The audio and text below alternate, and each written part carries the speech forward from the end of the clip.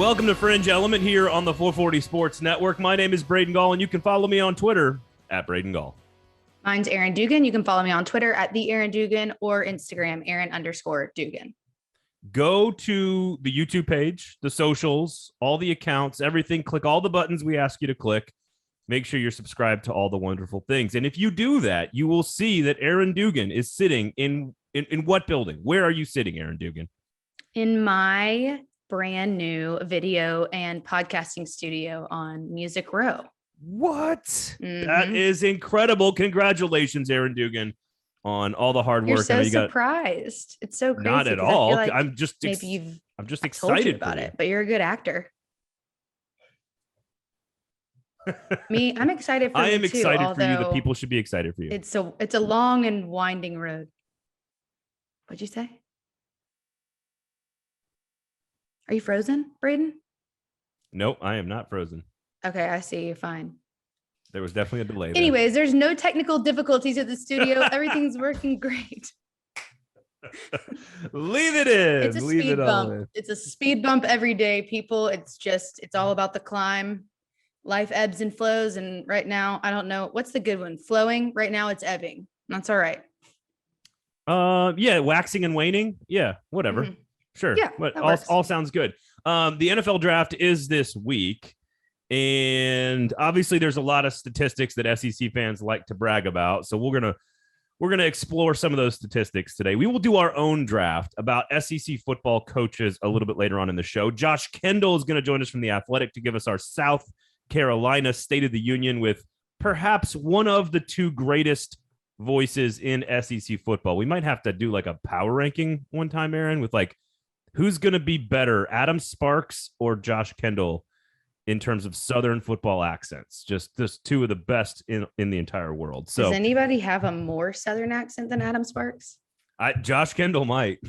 It's close, but I'll put him up. I'll put him up there. You'll hear from Josh. He actually talked about his accent when he was doing an interview in New Zealand. How about that? So he'll explain that a little bit later on. So yes, you'll get some Spencer Rattler talk and New Zealand talk later on. Where else can you get that on an SEC football podcast? Why, literally nowhere. So I did a lot of I spent a lot of time with the internet this week, and I've got all 14 teams.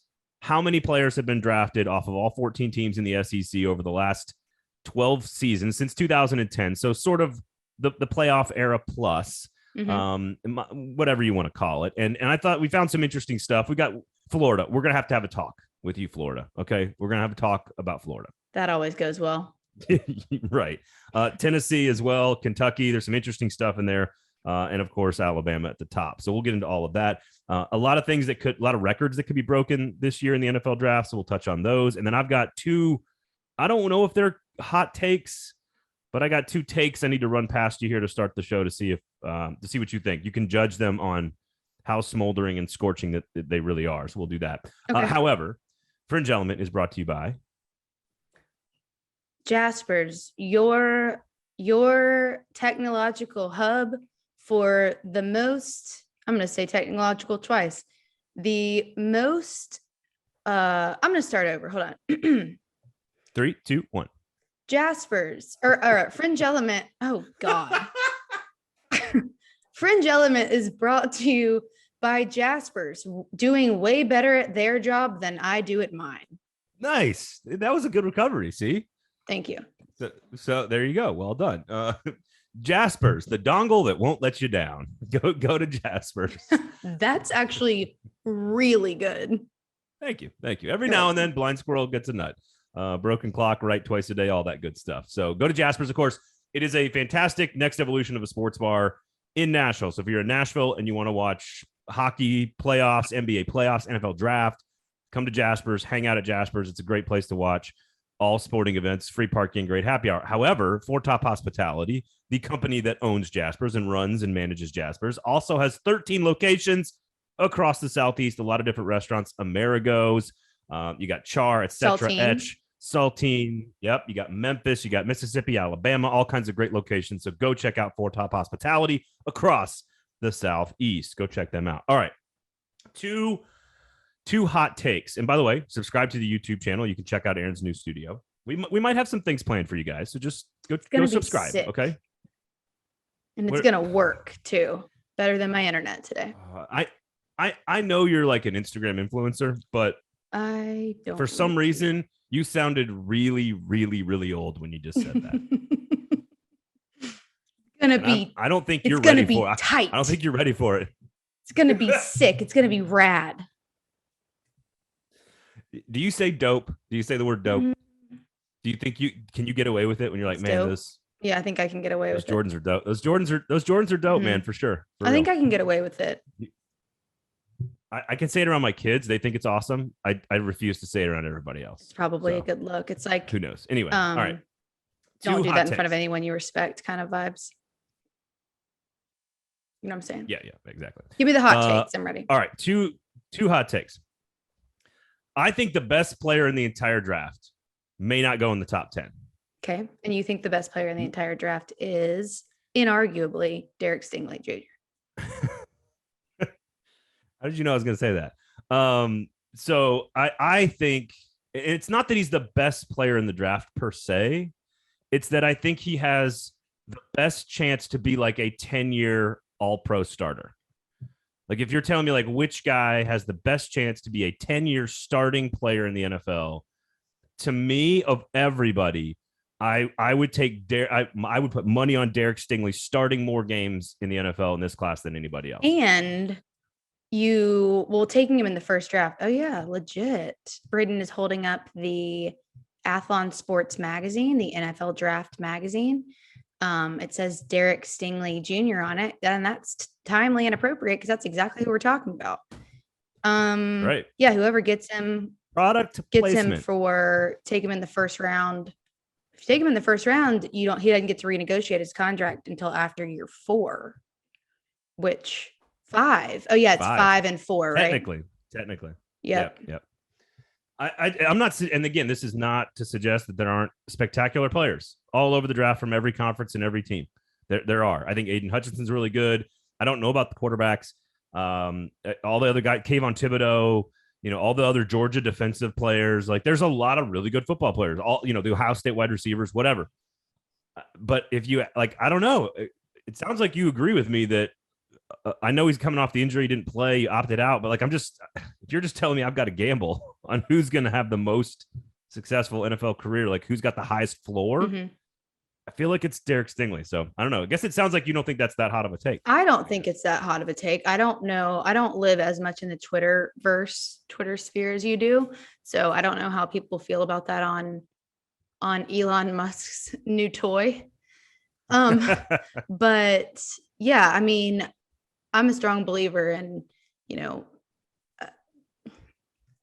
I know what you're saying about making sure that you creating a strong core with players like him. I mean, you have really good standout position players or guys on offense that, can do ridiculous things and have ridiculous skill sets. I mean, sometimes those people, namely, quarterbacks are the offensive positions that matter the most at the beginning of the draft. But otherwise, it makes the most sense to me to build your line on both sides of the ball first. And those are the two strongest positions. And I guess here's the other hot take. I don't understand the love for Trevon Walker. I don't know why he is all of a sudden now a first-round draft pick. And it's not that I don't understand why he's a really good football player. I think he's got a chance to be a very good football player. It's not that I don't think he's a good football player. But all of a sudden, out of nowhere, he's the most talented and best Georgia defensive player. I challenge you to watch a single game in 2021 where they won the national championship. Watch a game and tell me which one is where Trevon Walker is the best Georgia defender. This question makes sense to me too. I don't think this is a hot take either because I agree with you. But what do you think has caused the odds are he could go number 1 overall. But can you explain to me why? Because I have heard this, people talking about this and it coming up on the internet and in other podcasts and stuff. And when did this happen? Because I don't feel like this was the discussion leading up to, recent. I think it was the combine, and I think it's because he went to the combine and like even in the Athlon Sports magazine, like he's number 11 or something like that. Like he's a top 12, 15 player. It's not like and again, this is not that he's a bad player. Well, yeah, That's no not one's arguing my argument here at all. I just don't understand why all of the sudden, and I guess I take that back. I do understand why it's happened. It just doesn't make any sense to me because I saw Jordan Davis, Devontae Wyatt, Nakobe Dean. I would argue, and this probably is the hot take. I would argue that Lewis Cine, the safety, that Lewis Cine popped off film more often than Trevon Walker did.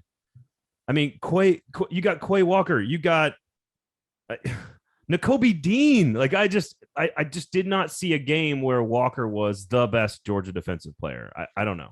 That the combine, he went to the combine and he went like bonkers, right? He went bananas, as they say. But that's less about, again, we've talked about this before in terms of the combine, how much it matters, and not that it doesn't matter, because I think it can give guys a chance to show off that really need an extra chance at doing so. But it's not going to show you someone's ability to read scheme like game film does. I mean, you look at these other guys that we named on Georgia's defense, and they have some of them, including but not limited to Jordan Davis and a couple other names, have an insane, almost eerie sense about predicting what's going to happen on the other side of the ball. To me, that's more telling than what numbers you put up at the combine. Yeah, 6'5", 272, 4'5", 140. That right there is what 35 and half-inch arms and 84-inch wingspan. And he's like, okay, he's got a little bigger arms and he's like a 1/10 of a second faster than Aiden Hutchinson or whatever. And it's just like, I'm like, just watch football. He's again, this is the argument. This is not the argument. He is a very good football player. But when you sit down and watch Georgia all season long, I just challenge you to show me a game where he was the guy that you noticed the most. That's all. Like I noticed Lewis Cine almost every game, and he's like the 7th best player on the defense. I agree with you. I can't think of one. I cannot think of one where he was the standout to me, nor was he the standout to anybody commentating or doing play-by-play on any of the broadcasts when we're watching TV. So I don't know. I don't know. We'll see. We'll find out. We'll find out what happens. Have you tweeted that? In terms of what that he's just not the guy. Have you tweeted that to see what the response was? Maybe I should. You haven't done that yet. Throw some chum out there to the Sharks. Yeah. See what happens. I think you should. I'm interested in what the response would be. I was about to go look at your Twitter, but I figured you'd already tweeted it. You have not. I mean, there is a chance. So the record for first round draft picks was Alabama last year was 6. Like they had an insane number of players drafted in the first round. A lot of them almost all offense. They could also have Evan Neal, Jamison Williams, Christian Harris drafted this year potentially in the first round. 2 of those guys for sure. So that would give last year's starting national championship team, or two years ago, would give them like 8 or 9 first round draft picks, which that's starting to get into like Miami territory. And I think Georgia could challenge that this year because again, Trevon Walker, Devontae Wyatt, Nakobe Dean, Jordan Davis, Lewis Cine, Quay Walker, and George Pickens are all like, there's a couple of those guys that are dancing around the first round. I don't think they're going to break the record, but I wouldn't be surprised if 5, if not 6 guys get picked in the first. 6 would tie the record. I wouldn't be surprised. Wouldn't either. I mean, and you also have evidence for, you just look at that Georgia team. It also makes you think about, wow, you really realize how many holes Georgia has to fill. But on the same front, and I'm not meaning to switch gears, but I guess I kind of am on accident with losing that amount of guys. People just concentrate on that. Not that anybody thinks Georgia is going to have a super hard time this year. We talked about their schedule last week and how that's, not the most challenging schedule we've ever seen for Georgia, but also thinking about what the long-term repercussions, or at least, I guess short-term in terms of the next year or two, are going to be for Georgia when you have this many talented defenders, and what the younger guys are able to learn from them. Those guys went, lined up with these, 6 standout players in every single practice. And although we really concentrate on what happens when you lose guys to the draft, what we don't talk about is how much the younger guys benefit from playing with the best of the best, which hopefully will, for Georgia fans, that plays out, comes to fruition. Yep. They also could challenge LSU's record of most players drafted in a single draft, which was 14, set on back in 2020, which is off of the 2019 team. So Ohio State in 04, which was loaded with a bunch of guys that won the national title in 02. They had 14 players drafted in 2004. LSU had 14 players. So that's the record. I don't know if they can get to 14 because they do have James Cook and Zamir White. And there's Georgia could get up to 10, 11, 12. So 12 used to be the record. I think his second is 12 for a bunch of teams like Alabama and Miami. But here's some other things, just some other random stats. I got a fun stat too, but I'll throw it in a minute. Okay. So 2006 is the last time the SEC did not have the most players drafted. They had 65 last year. That was a record. They had 63 the year before that. That was a record. Again, Bama had the record 2 years ago with 6 first-round picks. Here's a stat, and this will kind of lead us into how the SEC has done in the draft since 2010. Alabama has had 38 first-round draft picks since 2010. Ohio State is number 2 in all of college football with 19. That's half. It's exactly half.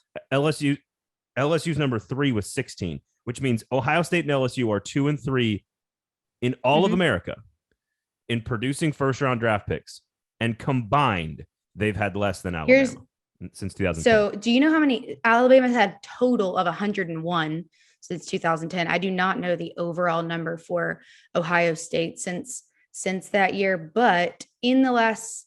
Oh, would you like to know? They're number 2 with 82 first-round overall draft picks. So the first round that stat's more impressive than overall, but I also found that in the last 6 years, 618 players have been selected on days 1 and 2 of the NFL draft. 82% of them, not 82%, 13.3%, which is 82 players have come from 2 schools, Alabama and Ohio State, which is pretty crazy. Yep. So that would have been, so let's clarify that. So 618 players taken on day 1 or 2, which is rounds 1, 2, and 3 over the last 6 years. 82 of them were from Bama or Ohio State. 43 for Bama, 39 for Ohio State. LSU's had 25, which gives Alabama, Ohio State, and LSU essentially almost 20% of every day 1 or day 2 draft pick in the last 6 years, which is just stupid. It's stupid. It's wild.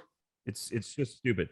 So again, the SEC's had, I think, 175 day 1 or day 2 draft picks. The Big Ten's had 107. Again, these are sort of like, we're getting repetitive here with how dominant the SEC has been in the draft. So let's try to paint this in a different way, and let's talk a little bit about the Florida Gators. I don't know where you're going with this, so I'm intrigued. So here are the numbers for SEC teams since 2010 total, and I did put this out on the Twitters, so you can go. And Florida fans, and this is why I want to talk about Florida, because Florida fans have used this tweet both as a positive and a negative, which I find fascinating, just from a psychological standpoint. So 1 to 14 in order. This is going to be a lot of reading. If you want to follow along on Twitter, you can go, a lot of numbers here. But total number of draft picks since 2010. Alabama, 101, 38 in the first round. LSU, 81, 16 in the first round. Florida is number 3 in the SEC with 75 draft picks, 15 in the first round. Georgia's number 4 with 68 players. Those would be 1, 3, 4, and 5 nationally over that time. Only Ohio State has done better, like nationally in all of college football.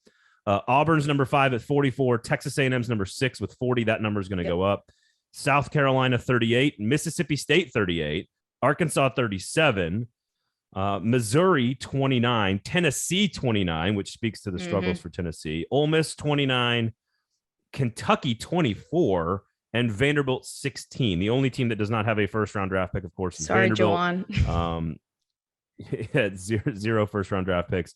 So there's a lot that we could discuss here, like Kentucky with only 24, 13th in the SEC in terms of number of draft picks. I assume that's because it's taken a little while for Mark Stoops to sort of get established. And over the last 5 or 6 years, that number has gone up, that kind of thing. Tennessee, obviously, they had a really bad last 15 years, so that's why they're down. Mississippi State being way up is, I think, a testament to the job Dan Mullen did, frankly, at Mississippi State. I know Twitter's like anti-Dan Mullen these days. But let's get to Florida. Hold on, really quickly before you move to Florida. I just wanted to say that maybe not in the scope of all of time of SEC football, but in the course of the last 10, 12 years, this list is very indicative to me of what we actually saw in terms of how teams stacked up over the course of the last decade. I mean, you look at like Ole Miss, Kentucky, Vandy, Tennessee, Missouri, kind of in that bottom area. South Carolina hasn't always been as bad as they have been the past few years. They used to be more in that middle tier. And then you've got Bama, LSU, Florida, and Georgia and Auburn all at the top. To me, it's like pretty indicative of what we've seen in the SEC over the last decade. Yeah, with A&M sort of climbing that ladder at 5 or 6. Yeah, no, I agree. South Carolina, you're right, because like the glory years, like with Spurrier, like and that was sort of like those 4 straight seasons with Connor Shaw as the quarterback, like that was sort of at the beginning of this stretch of time we're talking about, like in the 2010, 11, 12, 13 era there. And no, I agree. Arkansas has sort of had some really, really good seasons and some really, really bad seasons. But they've never been in that very, like, they've always kind of sat right at the bottom of that middle tier in the last decade. Yeah. So it stacks up pretty nicely. Okay, go back to Florida. Well, I got a couple more points before we get to Florida, because I'm going to have a little bit more of a conversation about Florida. So Texas would be tied for 7th in the SEC since 2010. They had 38 draft picks. They would be tied with South Carolina and Mississippi State. That is not where Texas fans want to be, by the way. 3 first-round draft picks from the University of Texas since 2010. That is unacceptable. Unacceptable. Oklahoma, 64 first-round draft picks, which would put them obviously up there near Georgia at like 5th in the conference. And I want to say like 6th or 7th nationally overall. Again, they'd be behind Ohio State. Clemson would be in that top 6. 7 would be Oklahoma. Miami would be number 8. So there's some interesting there where those two are sort of going to be in the league. So how have they performed in terms of creating talent? Here's the question about Oklahoma, though, that I found interesting. I looked at every one of their first-round draft picks, 10 of them since 2010. Only 2 came on defense. And one of them was Gerald McCoy in 2010. So the very first year of this window. That's the only defensive lineman Oklahoma has had drafted in the first round in 12 years. Wow. Missouri has had 4 first-round defensive linemen. That's wild. This is Oklahoma's issue in the playoff. And it's why Missouri did so well when they got into the SEC, because they had that run of great defensive linemen. It just is another example of how Oklahoma needs to up its game on the defensive line, which I'm assuming people believe Brent Venables is going to do. That makes sense. Also, what a pretty big drop off from where Georgia is, like the Bama, LSU, Florida, Georgia, and then include Oklahoma tier down to Auburn. You drop from 64 at Oklahoma, 64 total draft picks down to 44. That's the biggest jump in the whole thing. Everything else is pretty, well, besides jumping from UK to Vandy, everything else is, pretty incremental. No, that middle tier is pretty clear. Like Auburn, A&M, you would include Texas at 38, South Carolina, Mississippi State at 38, Arkansas 37, and then like another little drop down to it's not Missouri, 20, Tennessee, Ole Miss, and you're right. There is a delineation there.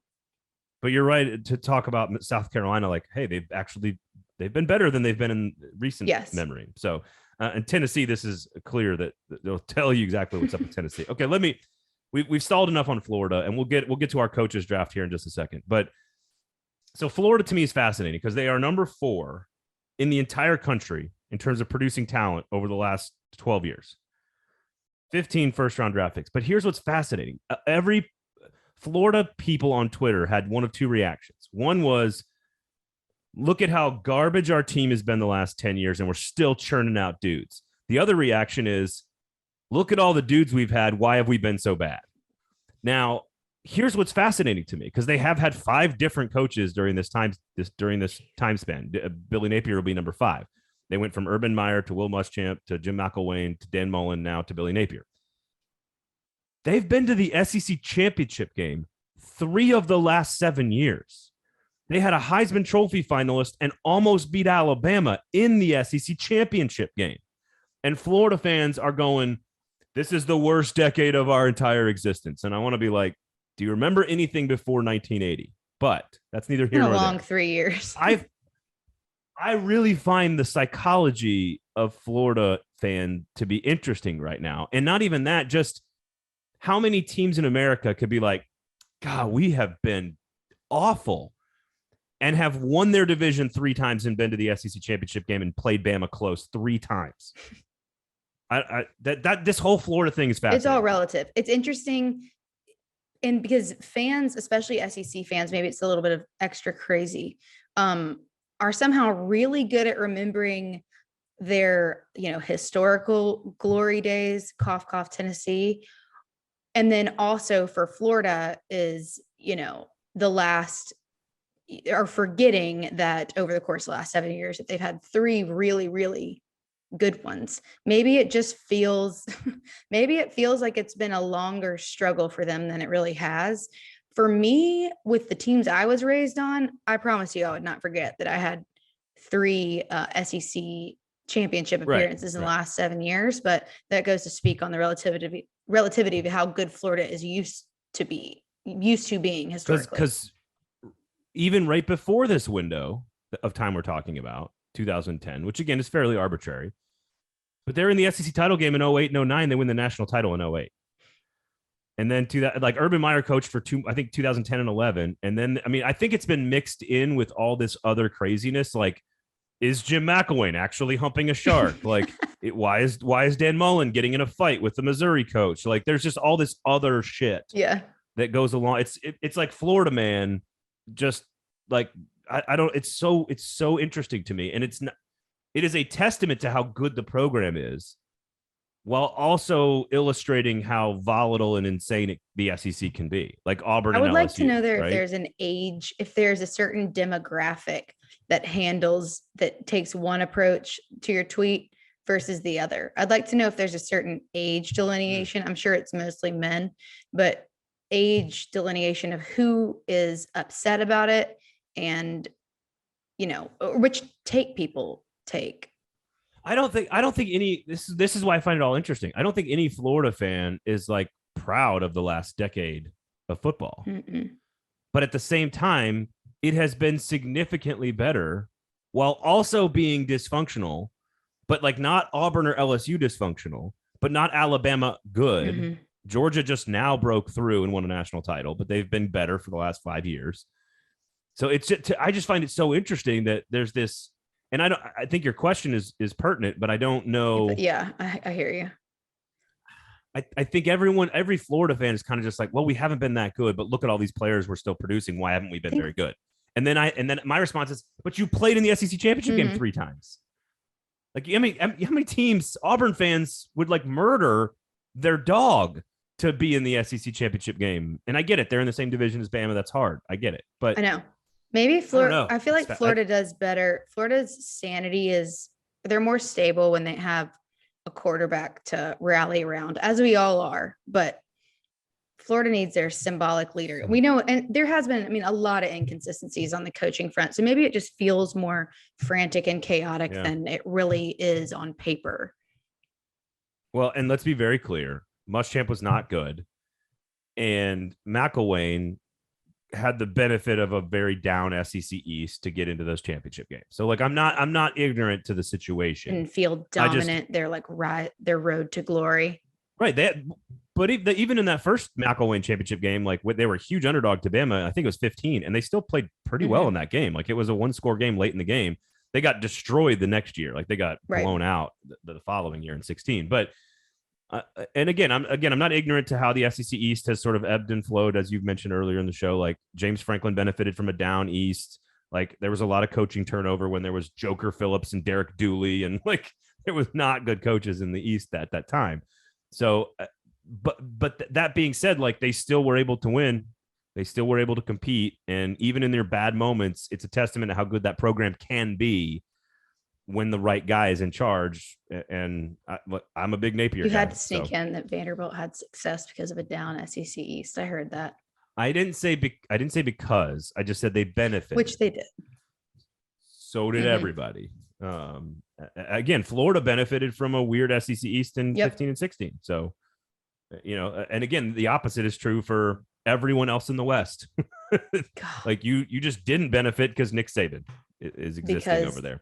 By the way, what did you make of Saban's comments about name, image, and likeness? How he's basically just like, I think he's just threatening the world. He's like, look, this is not how I would do it. These aren't the rules I want with name, image, and likeness. I don't want pay for play. I don't want X, Y, or Z. But if y'all are going to do it, I'm going to whip your ass. So no, that's how I took it's all like of his comments before, that interview. The calm before the storm. I mean, he's done this before, talking about when there was the huge discussion about like the no huddle offense and the potential, repercussions of that with injury and everything, that would cause. And, he's looking at this like, hey, this is the point, this is why we have name, image, and likeness. And here's the purpose that it was supposed to serve. Now look at is this sustainable? Look at the route that it's going down. The thing, he's going to be better than everybody at it. He just doesn't really want to play that way. But if everybody else is going to, he's going to do it and play the game better. He's the most adaptable, dominant force in college football. But I like that he's trying to draw attention to what this means. And is it potentially just buying players? And is that what we want the landscape of college football to look like? And if we don't, something better happen quickly. And if everybody else is going to do it, he's still going to be better. So. Yeah, it's what I think he's hinting at, honestly, Erin, is we are going to have a blanket policy for every player who comes to Alabama. And they are going to get every single player who walks in those doors knows exactly what they're going to get. They're going to get like this $100,000 a year or $200,000 a year, whatever the number is. It's going to be this blanket policy. And he's like, y'all want to do it like this? We're going to give it to every single player on our team. Do you think you Tennessee can play their quarterback? Miami can pay, Texas can pay their offensive line. We're going to pay everybody. Probably doesn't want to hear the argument on the back end of, oh, of course, Alabama is so good, in 2-3 years because they can pay every single one of their players this amount. He's like, let's not forget that this wasn't really my idea. And, it's going to be, he can win how it is right now. So I'm sure he's not looking forward to the argument that everybody's going to come up with, which is you can pay all your players that's not fair. It's going to be like, well. Yep. And Jack Swarbrick, the Notre Dame athletic director, had a long conversation with Pat Forty of Sports Illustrated about how there is a split coming in college football, probably in the 2030s, that the top schools are going to break away. We hoped that this would do the opposite when we first started talking about name, image, and likeness before it kind of went down this road. We hoped that it would actually help the distribution of talent because maybe someone, a starter at Vanderbilt would, maybe they're more likely to get sponsorship deals and all of that stuff than being third string at Alabama. But now it doesn't feel like we're going in that direction anymore. Well, and Josh is going to talk about this. South Carolina has not gotten their shit together, but if they had, they would have been able to capitalize the way Tennessee is capitalized because Tennessee is not selling success on the field right now. They're selling money. And so talent acquisition costs are skyrocketing. So it is going to spread talent. It's just going to spread talent to like the people with money. It's not going to spread talent. And the question, if there is a split, according to Swarbrick's conversation, where he said everybody's trying to get out of their conference, not in the Big Ten and the SEC, but everybody else, and that there's going to be a split coming soon when these TV contracts run out, that there's going to be a division super and a Division I and a Division II, and like the top division is going to be the Bamas and Floridas and Ohio States of the world, and because their cost of doing business is just different now. And I was naive and ignorant to think that the dollars would be this big for acquisition of talent because there's still such a huge risk.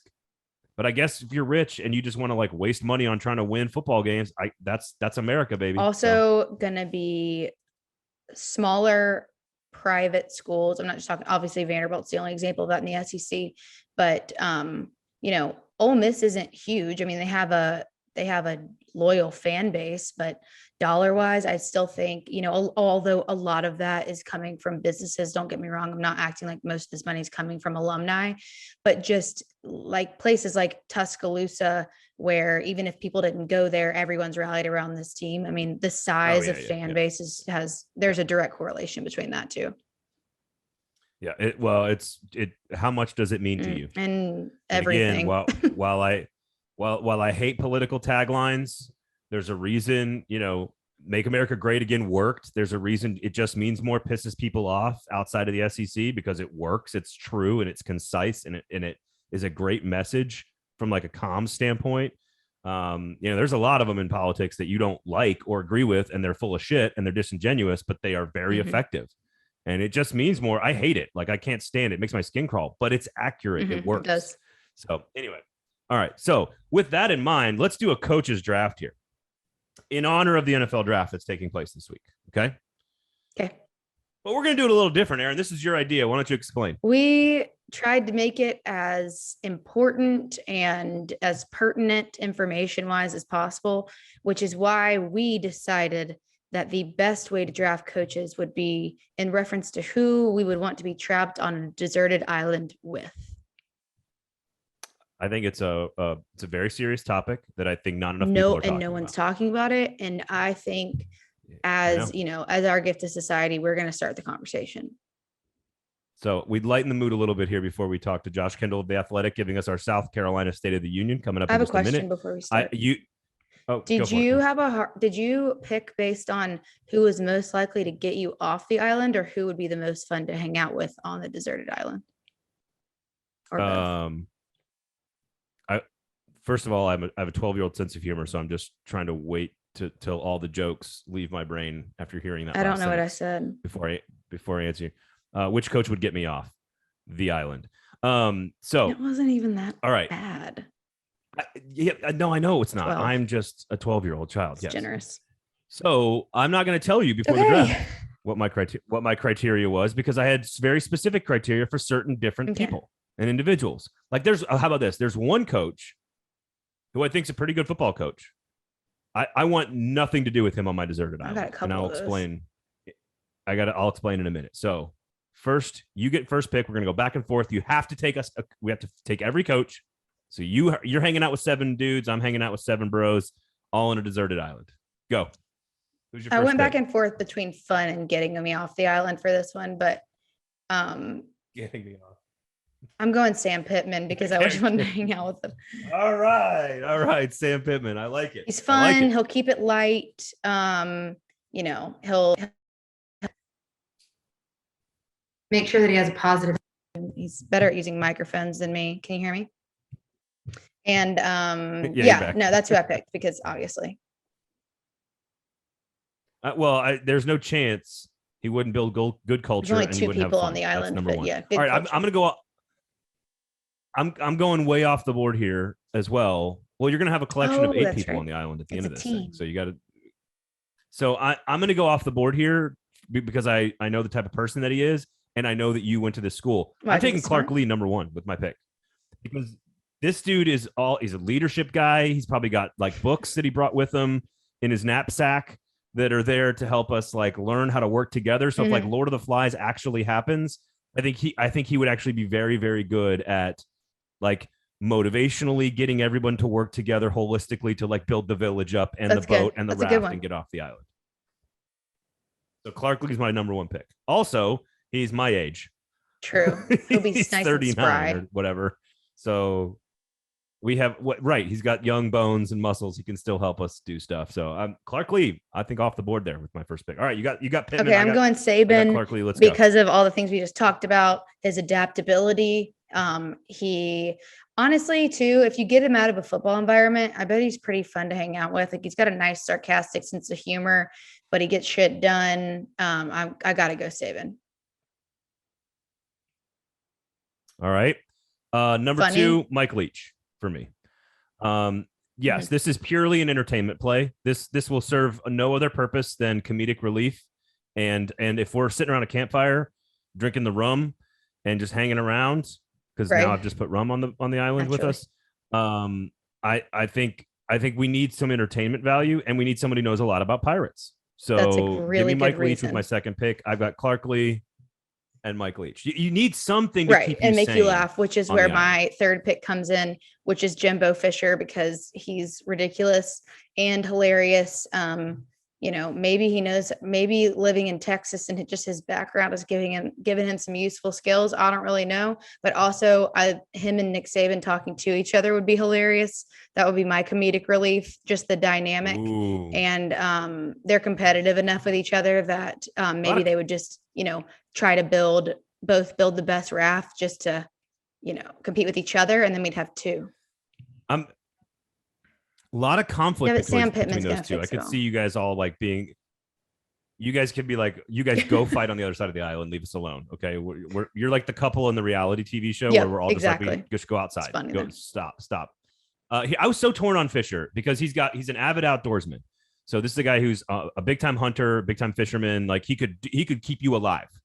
That's a really big benefit. I would strangle him because of how much he'd be talking, and I know that's ironic coming from me. But he is, the amount he would talk on the island. Like at least Mike Leach has like this slow cadence where he kind of like pauses and like has a mellow tone of voice. Like Jimbo Fisher would just be going a mile a minute the entire time you're there. You guys would all be trying to get sleep and he'd just be over Mike there Leach and Clark Lee together is interesting. So I was very torn on Fisher. All right, I'm going to go with Josh Heupel because listen, I'm all about the laid back vibes. You want to get off the island? I want people that are okay. I'm getting there. Just hang on. I've got Lee's my leader. Mike Leach is my court jester. Josh Heupel's like the dad. He's like the dad of the group that can kind of just like put his arm around you and be like, "We're gonna be fine, guys. It's gonna be okay. It's fine. We're gonna go up tempo on offense. We're not gonna try to stop anybody on defense, but we're gonna get off the island." He's just a regular dude. I want a regular dude on the island with me. Okay, I'm not gonna go there. Never mind. I'm not gonna do it. This is called maturity. I'm not gonna do it. I feel like you're gonna do it. You don't. Okay. I'll tell you off the air. I'm honestly not gonna do it. So give me Lee, Leach, and Heupel. I am going. I had two that I thought could fill this niche, but whatever. I'm going Shane Beamer. He's young. He's spry. He's enthusiastic. He be like recruiting, wild animals in the woods to help us, training them. Billy Napier could do that too, but big recruiting guy. Maybe he's recruiting resources, twigs, ropes, monkeys to help. I think your best argument was that he's young and physically capable. I tried too hard. I think that was your best argument. Once you started recruiting racehorses to your deserted island, you lost. Racehorses on the island, obviously. I'm taking Billy Napier with my next pick because of his organizational structure ability. So Clark Lee and Billy Napier are like these guys that are going to build a community and quickly. Like if we're talking Lord of the Flies and all of a sudden things could devolve quickly into chaos, I need some organizational leadership and structure. And I think Napier and Clark Lee are very good at this. And there's very specific personalities that I do not want on my island. And there's one. I know you're going to end up with one for sure because you have to go last. I know who it is. I know who it is too. I bet you. I'm going Mark Stoops on the next one. Just good old fashioned work ethic, tried and true. Solid. He won't try to rush it. He'll just take the slow way, make sure we're doing it right so we don't sink a ship or a raft on the way out. Also, this is funny thinking about all the people I picked together. Pittman, Fisher. Pittman, Saban, Stoops. Fisher. Okay. Yeah, that's fine. Yeah. And Shane Beamer. I keep forgetting that. Okay. I'm going to go Eli Drinkwitz because we need a science nerd. Okay. We need a science nerd that is like, he wasn't a football player. He was a smart guy. He's the smart kid. And all these guys are obviously very intelligent, but we need the nerdy, smart kid who knows like all the weird sci-fi references, that's watched Lost like 46 times, that can get us off the island and explain things to us. So I'm going very like laid back. I got funny with Leach, laid back with Heupel, the dad. Then I got Lee and Napier to organize the whole thing. And then I got like the engineering department. Yeah, is Eli Drinkwitz. So your team is more academic. He's the one designing the raft for sure. Well, so far, except for although Leach is pretty academic. Okay, this will be fascinating. I got to go Kirby Smart here because look at the rest of them. Got to. You get it. I mean, that's because the only three left are Lane Kiffin, Brian Kelly, and Brian Harsin after that. So need I say more? Kirby Smart would have been the pick there, especially you got Smart, Fisher, and Saban. You got a visor having worked together around. If you're ever getting too much sun on your face, you'd be all set. I am fascinated with who you don't want. I think it's the same. Who I don't want. So Lane Kiffin is who I'm taking here. But I don't think Lane Kiffin is as entertaining as people think. Even again, go listen to our interview with Neil McCready about this. Like, he kind of turns it on and off with the cameras. So I can't tell, would he just be like Joey Freshwater, who just sits on the beach and tans and does nothing? Or would he be the funny guy? But here's what I can guarantee: he'd be better to be around than Brian Harsin. I mean, it's Kelly. Process of elimination, Lane. You're not in the bottom two because look at the competition to sit in those final two spots. Yeah, I'd take Lane there. Who are you taking then? Because I'm not taking Brian Harsin. I'll take Brian Kelly. All right, who you taking? You wanted Harsin? Yes, I did not want Brian Kelly. I don't even know what Brian Harsin's like motivations for life are. I can't trust him. Have you seen his biceps? Yeah, no, he's in good shape. I get that. Have you seen his biceps? I don't know what he is doing or wants or any of his values or anything. I don't need him to speak. Just lift heavy objects because he can do that. That's a redeeming quality. What redeeming quality does Brian Kelly bring to a deserted island? Which one? Well, that's a good point. Give me one.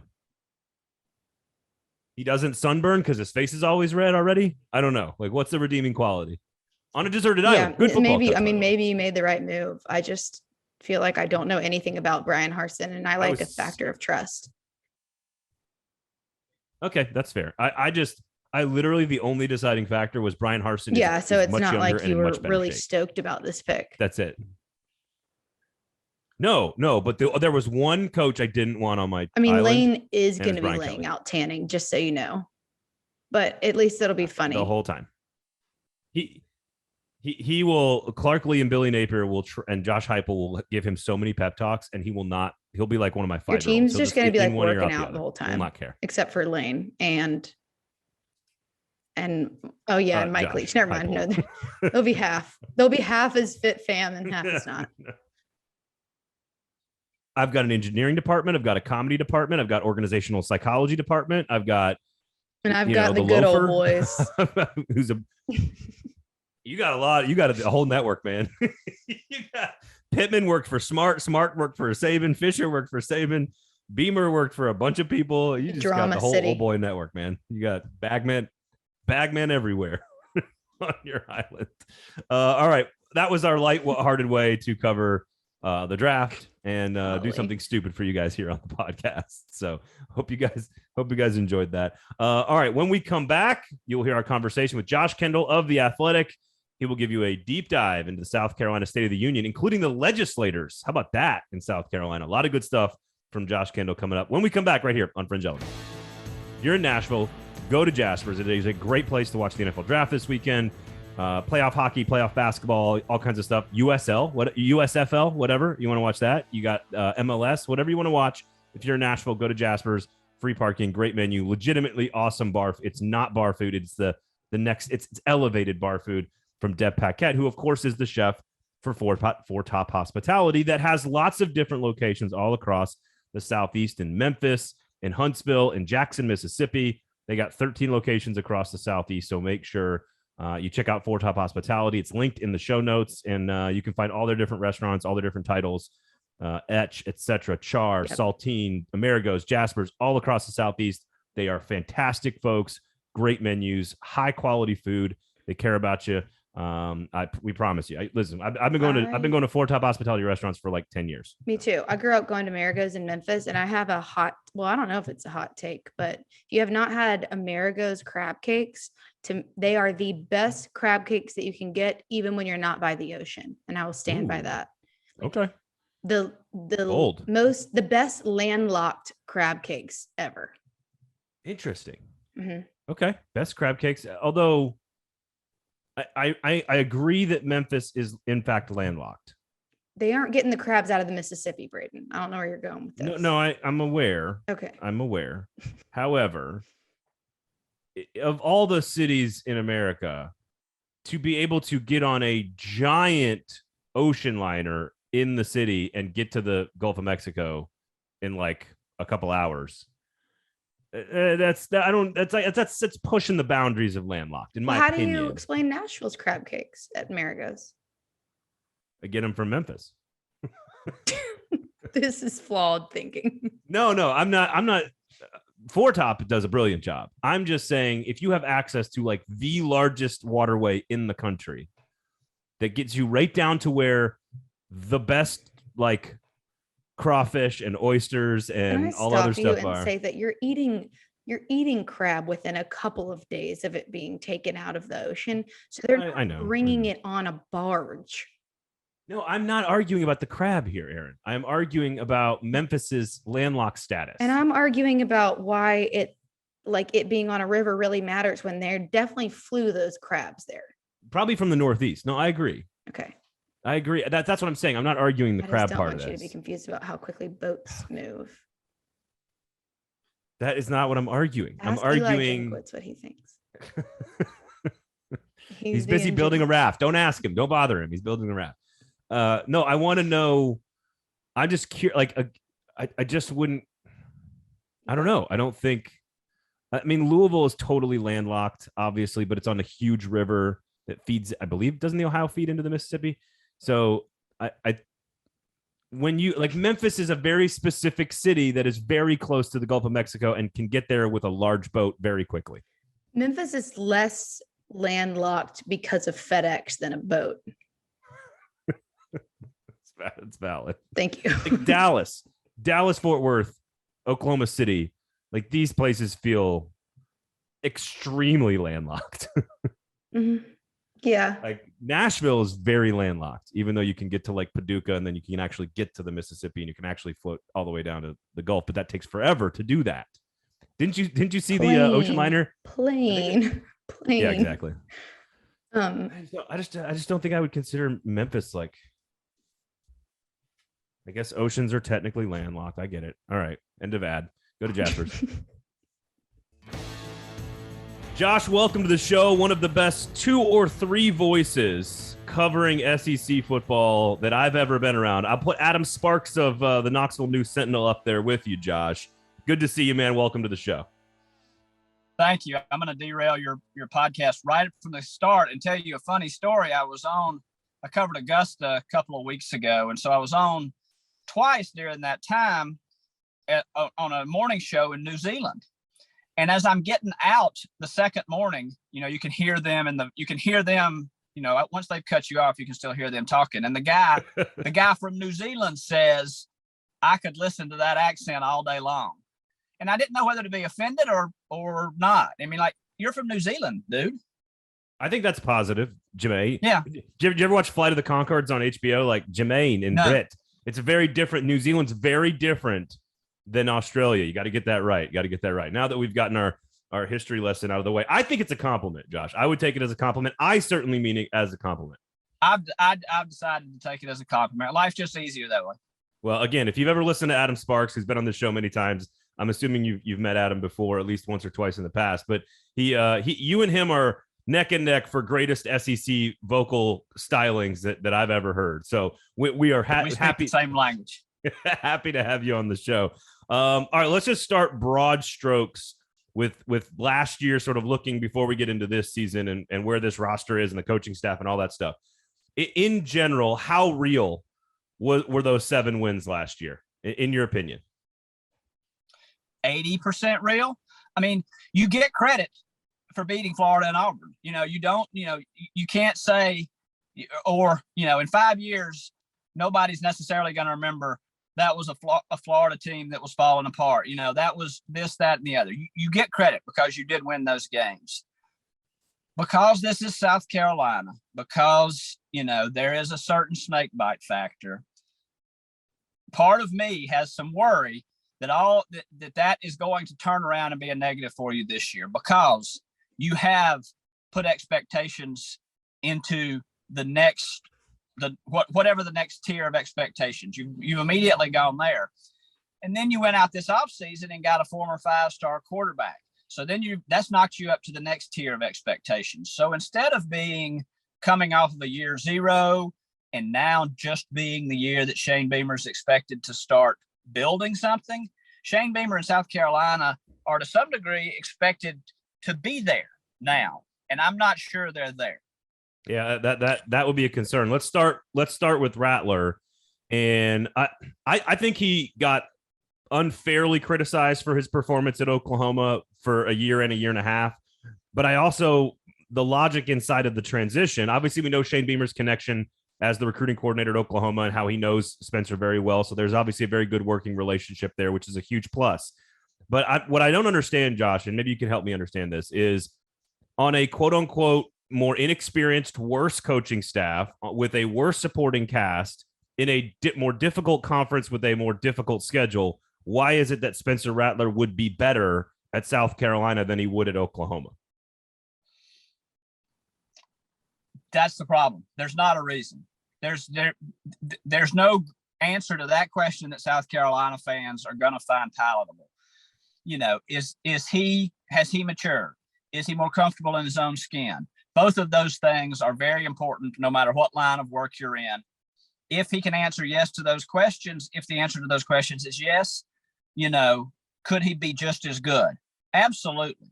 There's no shame in getting beat out by Caleb Williams. That doesn't mean that you're not a good quarterback and you can't do this job. It's the other things that come along with the Spencer Rattler package, or what has been the Spencer Rattler package so far, that might make you worry. And all the things you just mentioned that could add stress to his life and his game on, make playing the position harder. How does it affect those things we've already seen? I don't know. I think that the Spencer Rattler South Carolina marriage is kind of a spin of the roulette wheel. It could come up big. You could win big, but there are a lot of other scenarios where you lose. Yeah, listen, there have been coaches that have won national championships by hitting at the roulette table. His name was Coach O and Gene Chizik, and there's a lot of guys that just hit on that wheel, and it's possible. You can make a heck of a career out of winning that spin. Yep, no question about it. So before we get into the actual state of the roster, I want to back up and have a bigger picture question for you, because Tennessee is obviously using name, image, and likeness, and their collective better than almost anybody else. A&M is doing a great job. Texas, I think, is going to spin this up. And I've always believed that, especially in the SEC, there are a couple of fan bases and a couple of schools that could take advantage of this quicker than everybody else. And I think the formula is a ton of fan support, a ton of resources with a program that hasn't won as much lately. And that, to me, would be Texas, future SEC team, A&M, Tennessee, maybe even Kentucky or Arkansas, but certainly South Carolina, with a great fan base that goes to games at an extraordinary clip with a ton of resources. The governor's saying they're the healthiest they've ever been in the history of the state of South Carolina business-wise. Why wouldn't South Carolina be able to capitalize on this collective early stages of name, image, and likeness?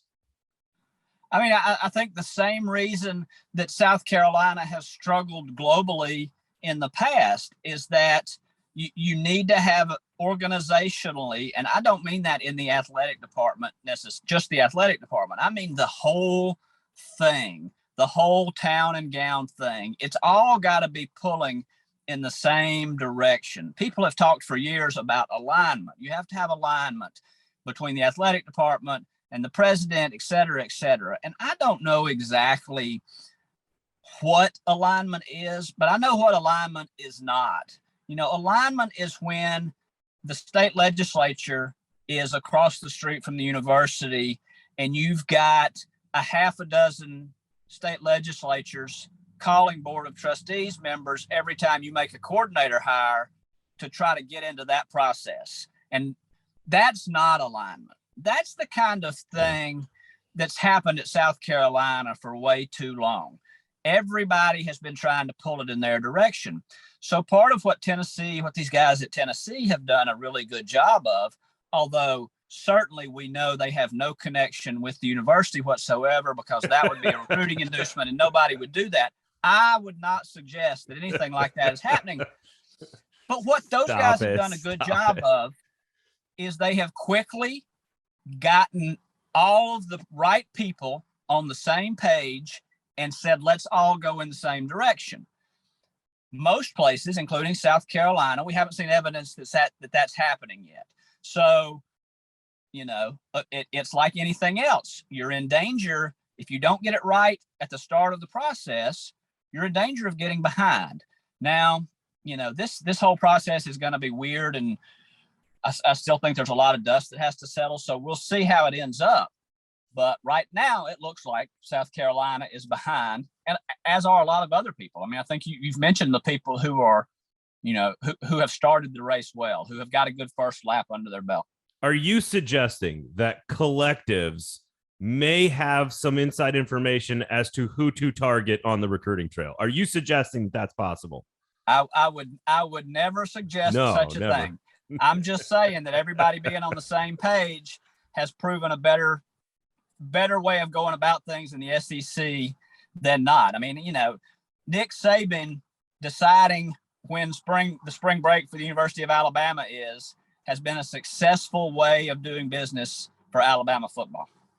Well, it's funny you mentioned, I can tell you what it doesn't look like, and like Auburn is a perfect example of what it doesn't ever look like. The alignment there is never a thing. So, all right, let's get into the roster then. And just last year about this time, we thought, Shane Beamer's got some nice young pieces to work with on the defensive line. There's some nice recruiting pieces there that they think they can develop.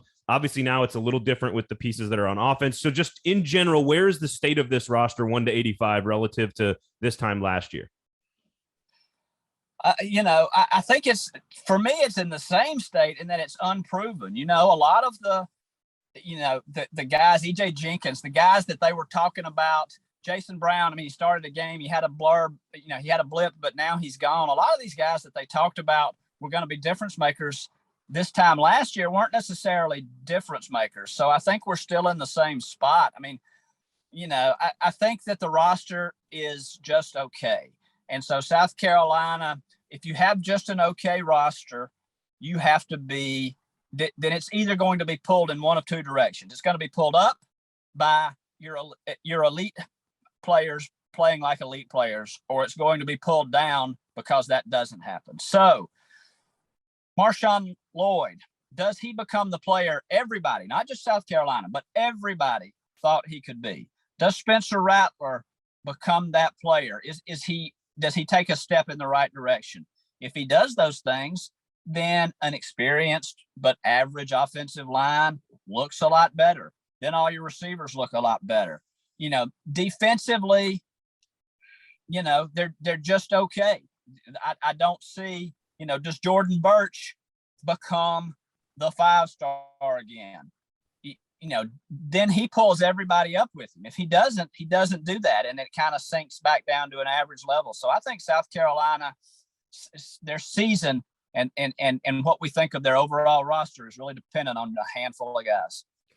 We spent a lot of time on Rattler already, so I want to kind of focus on some of the other positions. And you've already mentioned it here, the experience level. There's a lot of experience actually along the offensive line and in the defensive front. I think they need to restock from a talent perspective on the defensive side. But if they were to get back to 6 wins, and you mentioned already that expectations have sort of inflated themselves because of those wins against, I would argue, I would include Vanderbilt, the win over Vanderbilt last year, in that same category as the Florida and Auburn win.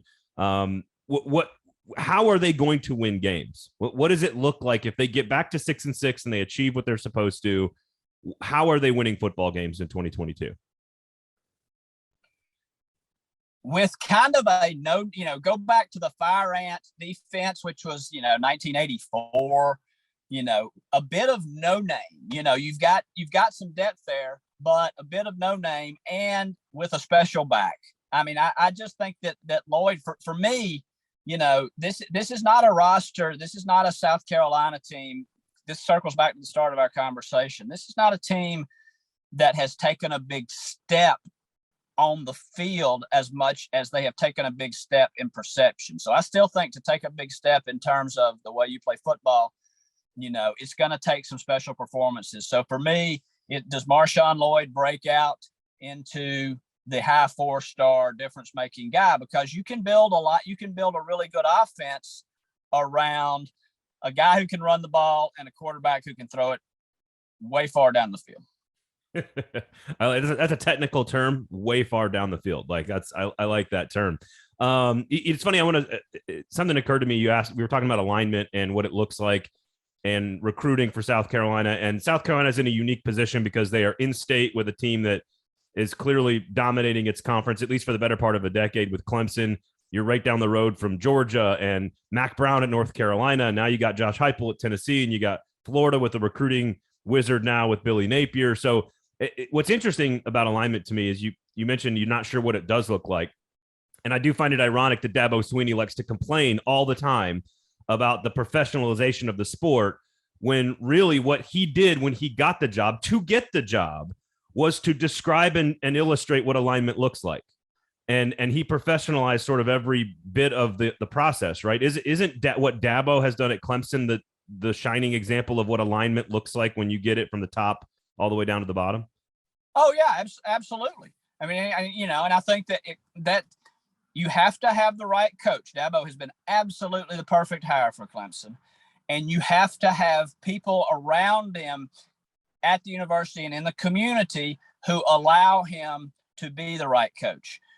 That takes a couple of different faces. You have to have people who believe that football is really, really important and that the football coach should have this kind of power. And at the same time, those same people also have to believe that it's not them that's running the show.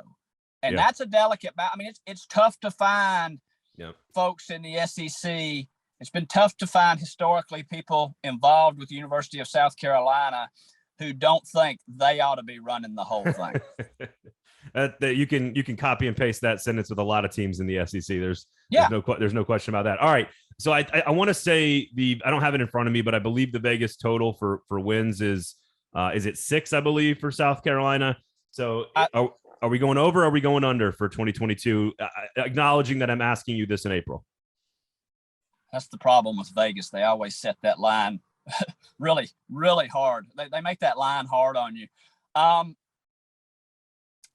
going to say over and feel like I'm going to get a push.